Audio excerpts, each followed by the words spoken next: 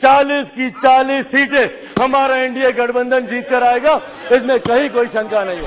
अपने गठबंधन को तो मजबूत करने गए, पर क्यों नहीं ऐसे परिवारों से जाकर मिले तो जिनको बिहार की जनता ने रिजेक्ट कर दिया, देश की जनता उनको कैसे अपनाएगी, ये बहुत बड़ा सपना दिन में ये देख रहे हैं। सदन में आए अविश्वास प्रस्ताव के विरोध में अपनी बातों को रखने के लिए मैं अपनी पार्टी लोक जनशक्ति पार्टी रामविलास की तरफ से सर मैं खड़ा हुआ हूं। सर, इस सदन ने कई अविश्वास प्रस्ताव इससे पहले देखे, पर मुझे लगता है ये अपने में एक ऐसा अनोखा अविश्वास प्रस्ताव है जिसमें अविश्वास सरकार के प्रति कम बल्कि विश्वास बढ़ाना अपने इस नए गठबंधन के प्रति ज्यादा प्राथमिकता दी जा रही है।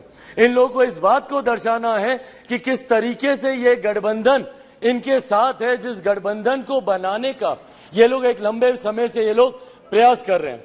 सर, ये अविश्वास प्रस्ताव पे चर्चा हो रही है। सर, यकीनन सरकार की उपलब्धियों को बताना भी जरूरी है, पर उससे पहले जिस उद्देश्य के साथ इस प्रस्ताव को यहां पर लाया गया है मणिपुर को लेकर, उस पर सर मैं जरूर अपनी बातों को यहां पर रखना चाहूंगा।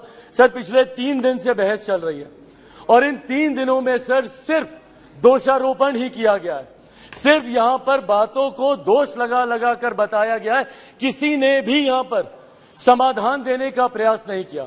सर, आरोप प्रत्यारोप की राजनीति में मणिपुर के लोग वहां बैठे सुनने का प्रयास कर रहे हैं कि हमारी बेहतरी के लिए आपने क्या किया। सर, कल गृह मंत्री जी ने इतनी खूबसूरती से तमाम पक्षों को रखा और इतनी विनम्रता से उन्होंने सारी बातों को रखा, पर उसके बावजूद सिर्फ दोषारोपण करना। सर, 90 के दशक में भी मणिपुर में इसी तरीके की परिस्थितियां थी। उस वक्त किसकी सरकार थी सर? क्या उस वक्त की सरकार ने मौजूदा सरकार को कोई इनपुट दिया? क्या उस वक्त के सरकार में बैठे लोगों ने कितनी बार इस सदन में चर्चा की?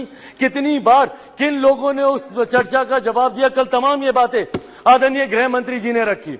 सर, ये लोग गए थे मणिपुर, बहुत अच्छी बात है, जाना चाहिए ये, पर सर ये कलेक्टिव रिस्पॉन्सिबिलिटी होनी चाहिए, सेलेक्टिव रिस्पॉन्सिबिलिटी नहीं। सर, जो लोग मणिपुर गए थे यही लोग सर बिहार भी गए थे। बिहार में क्यों नहीं ये लोग गए दरभंगा? क्यों नहीं गए ये लोग अरवल? क्यों नहीं गए ये लोग मुजफ्फरपुर? अभी बछवाड़ा में सर एक छोटी सी बच्ची के साथ दुष्कर्म करके 10 साल की बच्ची, उसको तेजाब छिड़क कर उसको जलाकर मार दिया गया। उसके शरीर को अपने ही घर में 10 फीट गड्ढे में उसको दफना दिया गया। दलित महिला के साथ सर मुजफ्फरपुर में दुष्कर्म करके उसके शरीर को 2 टुकड़ों में काटकर अर्धनग्न व्यवस्था में सर खेत में फेंक दिया गया। क्यों नहीं गए ये लोग वहां पर? अपने गठबंधन को तो मजबूत करने गए, पर क्यों नहीं ऐसे परिवारों से जाकर मिले? तो सर ये सेलेक्टिव रिस्पॉन्सिबिलिटी जब निभाते हैं, सर हकीकत है देश के किसी भी कोने में किसी भी मां बेटी के साथ ऐसी घटना हो रही है तो वो अक्षम्य है, वो निंदनीय है और उसको कोई बर्दाश्त नहीं कर सकता, और उसमें पूरे सदन को सर एकजुट होना होगा। कल गृह मंत्री जी ने जिस तरीके से अपील की, सर पूरे सदन को इसमें एकजुट होना होगा। इसमें आप आइसोलेट करके नहीं देख सकते कि जहां आपकी सरकार है वहां की घटनाओं को आप छुपाएंगे और जहां दूसरों की सरकार है वहां की घटनाओं को आप उठाएंगे। आपको चर्चा करनी होगी बंगाल पर, चर्चा करनी होगी आपको बिहार पर, चर्चा करनी होगी आपको राजस्थान पर, चर्चा करनी होगी आपको कर्नाटका पर। सर ये देश एक है सर, आप इसको ऐसे टुकड़ों में बांटकर आप नहीं आइसोलेट करके आप अपने विषयों को उठा सकते। और यही कारण है सर कि देश की जनता का विश्वास हमारे प्रधानमंत्री आदरणीय नरेंद्र मोदी जी पर हर चुनाव के साथ बढ़ता जा रहा है।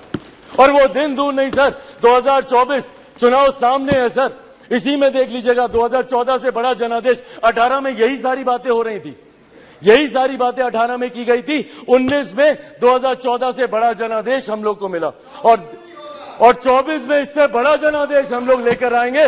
मैं बिहारी हूं सर, बिहार से कम मैं विश्वास दिलाता हूं 40 की 40 सीटें हमारा एनडीए गठबंधन जीत कर आएगा, इसमें कहीं कोई शंका नहीं है। मैं जमुई का प्रतिनिधित्व करता हूं सर, मेरे नेता मेरे पिता आदरणीय रामविलास पासवान जी की कर्म भूमि हाजीपुर रही है सर। बिहार के हर एक जिले में घुमाओ और वो मेरे विश्वास को बढ़ाता है।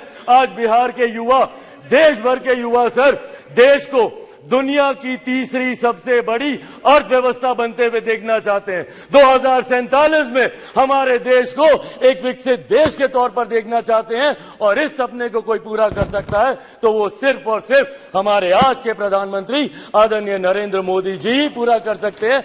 बिल्कुल हराएंगे। नीतीश जी को वैसे भी बिहार की जनता नकार चुकी है। 2020 के परिणाम दिखाते हैं, तीसरे नंबर की पार्टी बन गए, आधे से ज्यादा प्रत्याशी उनके चुनाव हार गए। तो जिनको बिहार की जनता ने रिजेक्ट कर दिया, देश की जनता उनको कैसे अपनाएगी, ये बहुत बड़ा सपना दिन में ये देख रहे हैं। इसी के साथ साथ मैं इस सदन में आए इस अविश्वास प्रस्ताव के विरोध में अपनी बातों को रखते हुए लोक जनशक्ति पार्टी रामविलास पूर्ण समर्थन हमारी एनडीए की सरकार, हमारे मौजूदा प्रधानमंत्री आदरणीय नरेंद्र मोदी जी को देती है। बहुत बहुत धन्यवाद सर। सिर्फ खबर दिखाना देशवा न्यूज का मकसद नहीं, देशवा न्यूज की कोशिश है कि समाज की सूरत बदलनी चाहिए। देशवा न्यूज पर वीडियो देखने के लिए लाइक करें, सब्सक्राइब करें, साथ ही बेल आइकन दबाना न भूलें।